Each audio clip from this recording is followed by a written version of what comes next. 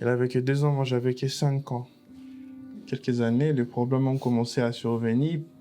Papa n'avait plus de travail. Après, il commence à soupçonner que ses enfants qui le bloquent, ses enfants qui lui rendent très pauvre. Notre papa nous avait traités comme des sorciers. Et nous avait frappés. Comment dirais-je? C'était vraiment... Les jours-là, c'était très fort. Et il nous avait dit de ne plus revenir à sa maison. Si on revient, il va nous tuer.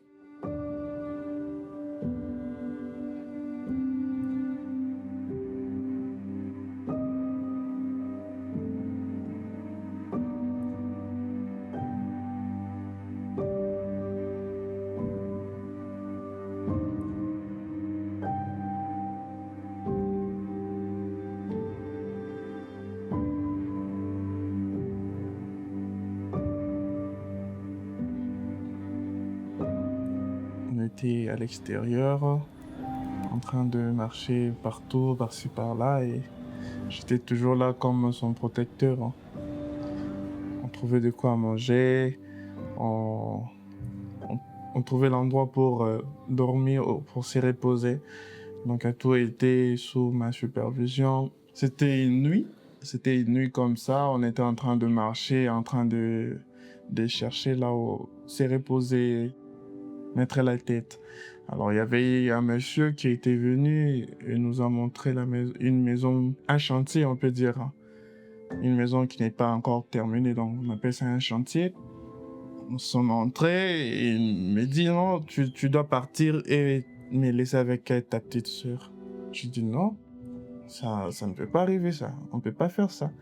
Oh non, moi je suis là, je vais la protéger, toi tu vas d'abord acheter quelque chose. Il m'a donné de l'argent, j'ai dit non, je ne partirai pas sans ma petite sœur.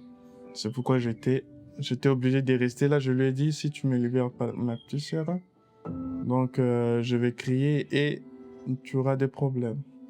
Et après il m'a laissé, je l'ai pris et nous sommes partis chercher un endroit où il y avait plein de monde, il y avait un deuil dans le quartier. Nous sommes allés là-bas pour passer une nuit. Et bon, c'était un peu ça. Donc je ne l'ai jamais abandonné ou laissé partir. On a toujours été ensemble et comme un grand frère. Hein. Oui, je peux dire.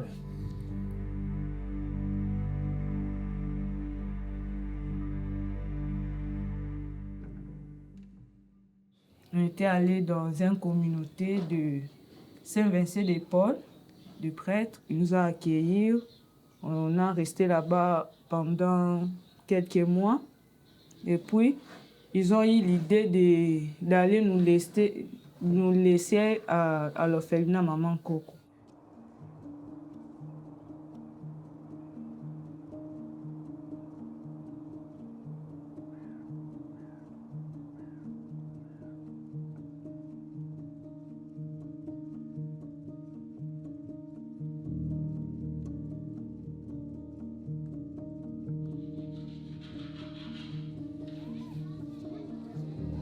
Ce moment-là, tu disais, ah, papa Kembo, pour les kissi.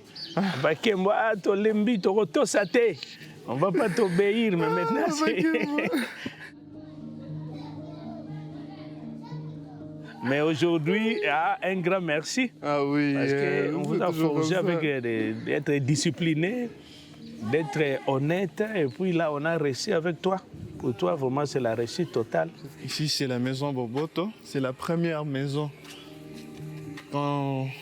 Lorsque je suis venu ici, c'était ma fenêtre. Quand tu travailles dur, et tu vas réussir la vie. Quand tu es honnête, tu réfléchis, avoir toujours l'esprit de créativité. Là, tu vas émerger. Former un enfant à l'autonomie, il faut responsabiliser l'enfant toujours de ce qu'il va devenir.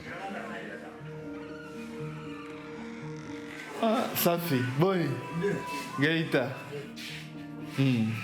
Donc, ici, je dormais là. Je dormais là.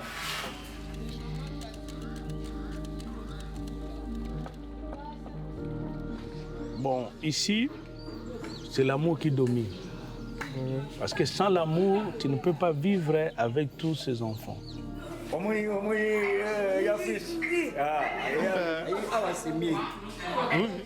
Il est porté une aide. Regarde, ces enfants sont des handicapés. Mais on les aime. Si on ne les aime pas, tu ne peux pas s'en occuper. Donc pour nous, à la pédiatrie, il y a l'amour qui domine par rapport aux douleurs.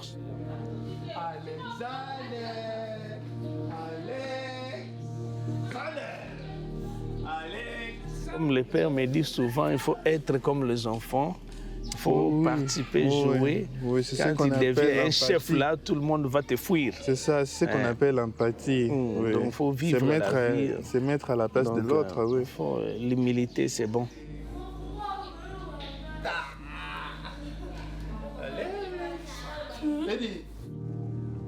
Oui, Tu vois d'autres amis qui sont là. C'est déambule partout. Hein. La vie, on ne connaît pas les chemins à suivre, mais quand il y a des traces qui se font voir, il faut s'y attacher. Et puis tu vas avancer calmement. Parce que Dieu reste toujours bon, fils.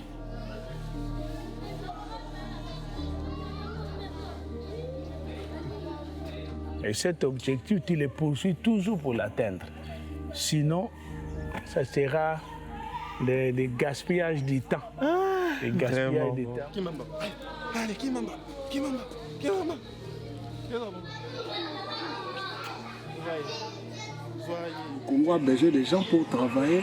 Demain, ils seront des responsables. Demain, ces enfants-là vont reconnaître aussi comme toi, tu es maintenant responsable. Parce que les gens t'ont pris en charge. Et toi aussi, tu fais aussi de même pour les autres et les autres aussi comme ça. Comme ça, nous allons élever le Congo. Merci beaucoup, mon frère. Merci.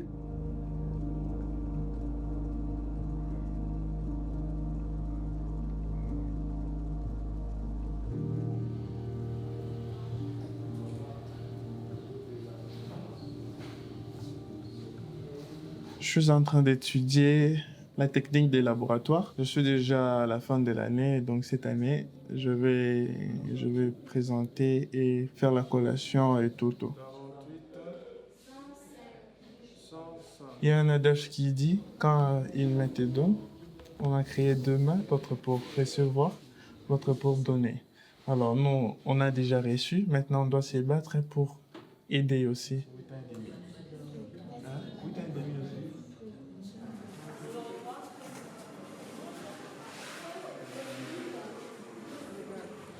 Quand il y a un examen à faire, les examens ici, c'est ce qu'on fait avec cette machine. Ok. Tous les examens d'études faits, on les envoie au Grand Code. Et alors, depuis que tu es ici, comment ça se passe? Tu es contente? Oui, je dirais que je suis contente parce que l'année passée, c'était vraiment difficile pour moi. Tout c'était de nouveau pour moi. Je me sentais humiliée parce que il y avait des gens qui se moquaient de moi. Je peux dire, ils disaient que je ne suis pas intelligente et je ne sais pas m'exprimer bien en français. C'est ça, je m'éloignais de personnes. J'étais seulement seule à mon coin. Donc l'année passée, tu as beaucoup pleuré. Ouais, Et qui t'a consolée? c'était vous. Et pourquoi tu pleurais? Parce que quand j'ai regardé l'argent que on paye pour moi, Ta marraine, maintenant, quand tu disais non, tu nous expliquais qu'elle paye pour toi et alors il y a quelqu'un qui paye pour toi les études, oui? oui. Et puis quand j'ai vu, c'était avec l'argent là, c'est beaucoup. Et j'ai vu aussi que une année là que j'ai perdu. C'était perdre c'était perdre l'année. Non, je dirais que j'ai perdu une année. Moi, je pensais que je serais en deuxième année, mais Dieu n'a pas voulu que je puisse être en deuxième année. Dieu a voulu que je reprenne l'année pour beaucoup apprendre. Hein.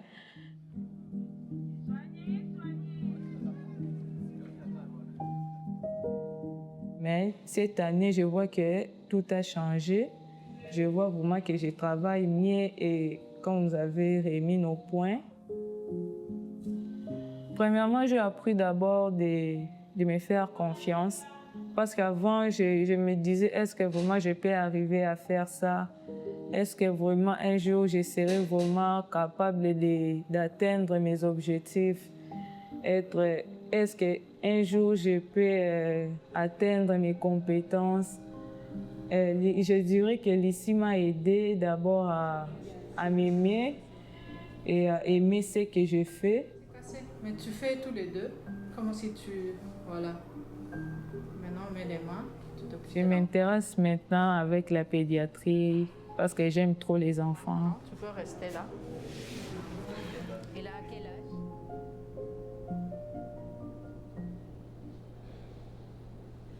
Si tu fais la science infirmière, il faut avoir un grand cœur parce que tu vas rencontrer beaucoup de choses. Ma famille n'a pas pu faire pour nous. Nous, on peut faire ça. Traiter un enfant sorcier, c'est ce que nous avons vécu tout au long de notre vie. Moi, je dirais que ce ne sont que du mensonge. Ce qui est à la base, qui pousse que les gens puissent traiter cet enfant sorcier, c'est la pauvreté, la manière de vivre de personnes ou l'insalubrité. Donc, la mauvaise prise en charge des enfants, c'est pourquoi les gens pensent que cet enfant, il est sale, il est sorcier. Cet enfant a des gales dans le corps, il est sorcier. Dans cette famille, il y a la pauvreté. Donc, la cause, c'est cet enfant-là. Donc, il y a des facteurs, on peut dire, socio-économiques, religieux et culturels, on peut dire. Ce sont des facteurs qui montrent que la jeunesse du Congo a vraiment un grand problème.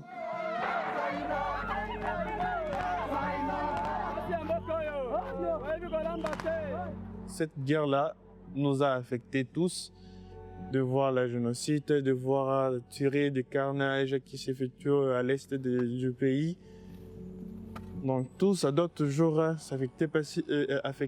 Lorsque vous voyez un être humain tue son semblable avec une machette, avec de l'arme, cela veut dire qu'il n'y a pas, le respect d'humanitaire. Nous sommes que des êtres humains, nous sommes pareils, on a de mêmes réflexions. Malgré les différents pays ou des zones de vie, nous sommes toujours égaux, nous sommes égaux.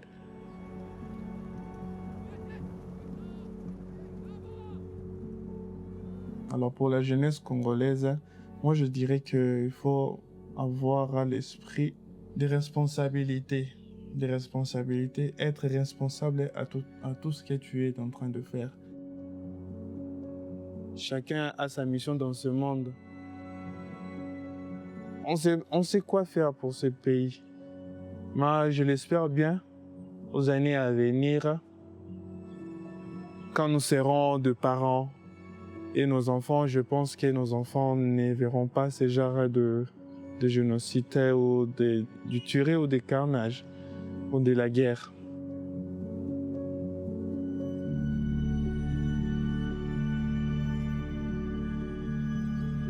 Pour les citoyens du Congo, je peux dire ça dépend de l'éducation familiale. Si tu as été bien éduqué, tu vas bien avancer aussi. Si tu avais une famille qui ne t'avait pas bien éduqué, tu ne vas pas aussi s'en sortir si tu ne trouves pas des gens qui peuvent t'aider pour ton éducation. Je suis très reconnaissante avec les gens qui m'ont aidée et qui m'aident jusqu'à aujourd'hui. Je compte vraiment les remercier quand j'aurai ma famille, les remercier dans des petites choses aussi. C'est ça.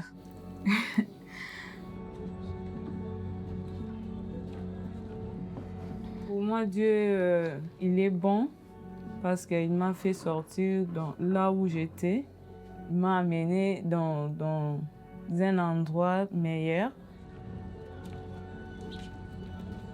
Et je pense que tout ce qui arrive dans notre vie, ce n'est pas dans les hasards, parce qu'il est le seul Dieu de toutes circonstances. Alors, quand il y a le moment difficile, il y a le moment de la joie, c'est parce qu'il a permis.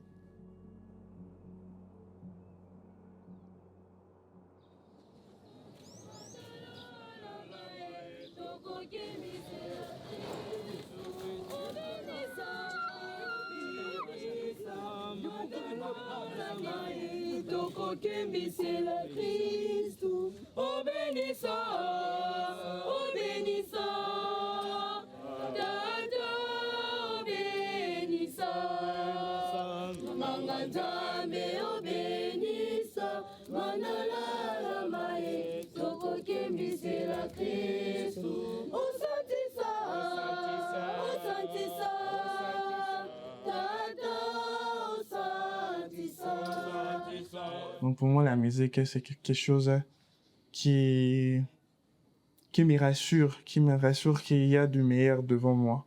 Je crée une zone de confort avec la musique.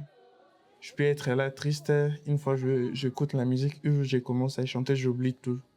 Donc la musique me rend fort.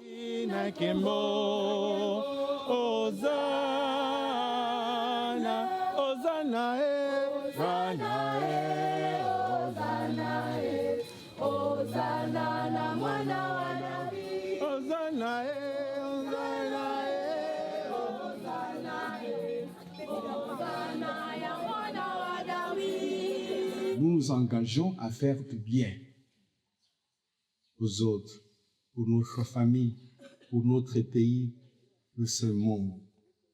Mais il faut être fort, comme Jésus-Christ. Sinon, tu vas canter, tu vas désarmer. Et le quoi, la ça, la et au mikakatano misali.